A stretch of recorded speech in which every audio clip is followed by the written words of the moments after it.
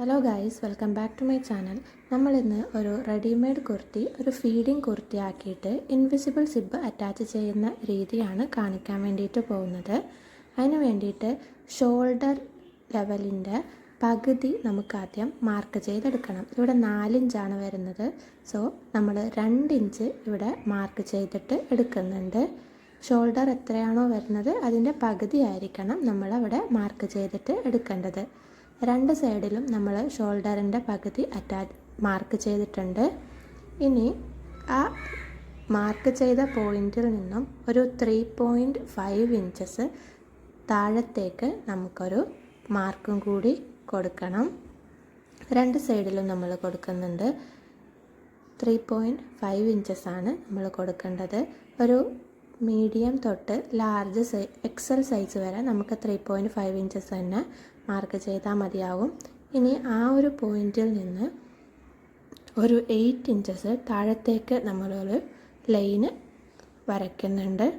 8 ഇഞ്ചസോ 9 ഇഞ്ചസോ കൊടുക്കാവുന്നതാണ്. ഞാനിവിടെ ആ ഒരു കുർത്തിയിൽ ഒരു എംബ്രോയ്ഡറി വർക്ക് വരുന്നത് കൊണ്ട് 8 ഇഞ്ചാണ് കൊടുക്കുന്നത്.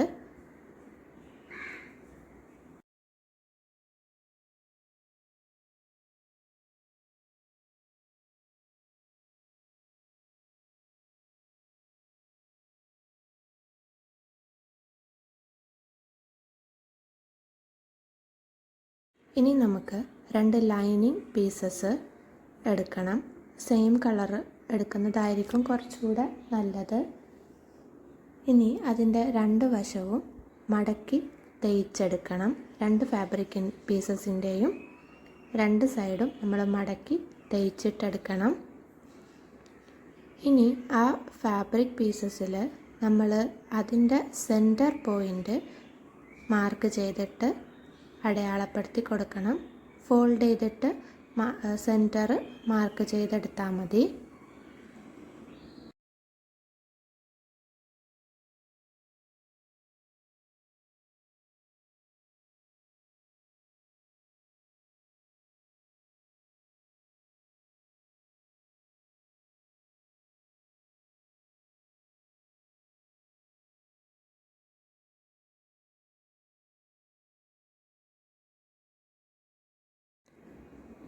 ഇനി ആ ഒരു ഫാബ്രിക് പീസിൻ്റെ താഴത്തേക്ക് ഒരു 1.5 ഇഞ്ച് നമ്മൾ മാർക്ക് ചെയ്തെടുക്കുന്നുണ്ട്. ആ മാർക്ക് ചെയ്ത പോയിന്റിൽ നിന്ന് എഗെയിൻ നമ്മളൊരു 8 ഇഞ്ചസ് മാർക്ക് ചെയ്ത് എടുക്കണം. ഇനി ആ 2 പോയിൻറ്റും നമുക്ക് കുർത്തിയിൽ പിൻ ചെയ്ത് വെച്ചിട്ട് സ്റ്റിച്ച് ചെയ്തെടുക്കണം.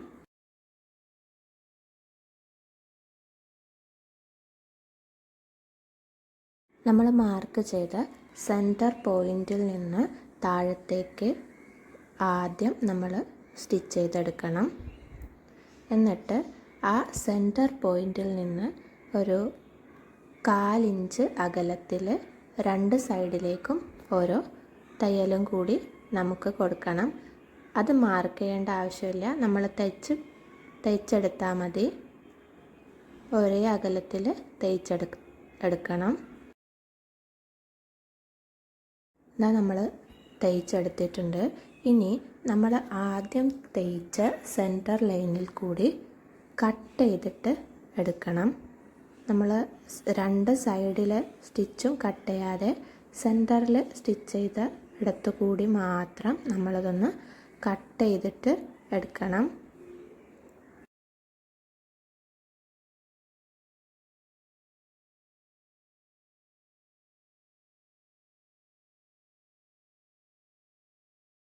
ഇനി നമ്മൾ സ്റ്റിച്ച് ചെയ്ത ഫാബ്രിക് ഉൾവശത്തേക്ക് മറിച്ചെടുക്കണം. ഈ ഫാബ്രിക് പീസിലാണ് നമ്മൾ സിബ് സ്റ്റിച്ച് ചെയ്തെടുക്കേണ്ടത്. നമ്മുടെ മെയിൻ ഫാബ്രിക്കിൽ സ്റ്റിച്ച് കാണാത്ത വിധത്തിൽ ഈ ലൈനിങ് ഫാബ്രിക്കിലാണ് നമ്മൾ സിബ് സ്റ്റിച്ച് ചെയ്തെടുക്കേണ്ടത്. നിങ്ങൾക്ക് വേണമെങ്കിൽ ഒന്ന് അയൺ ചെയ്തിട്ട് സ്റ്റിച്ച് ചെയ്തെടുക്കാവുന്നതാണ്. ഇൻവിസിബിൾ സിബ് തന്നെ യൂസ് ചെയ്യാൻ വേണ്ടിയിട്ട് ശ്രദ്ധിക്കുക. റെഡിമെയ്ഡ് കുർത്തിയിൽ സ്റ്റിച്ച് ചെയ്യുമ്പോൾ നോർമൽ സിബ് വെക്കുവാണെങ്കിൽ ആ ഒരു പെർഫെക്ഷനിൽ നമുക്ക് കിട്ടത്തില്ല. സോ അതുകൊണ്ട് നമ്മൾ ഇൻവിസിബിൾ സിബാണ് യൂസ് ചെയ്യുന്നത്. ഇത് നമ്മൾ താഴത്ത് ആണ് ആദ്യം അറ്റാച്ച് ചെയ്ത് കൊടുക്കേണ്ടത്. താഴത്തെ പോയിന്റിൽ അറ്റാച്ച് ചെയ്തിട്ട് സ്റ്റിച്ച് ചെയ്തെടുക്കണം.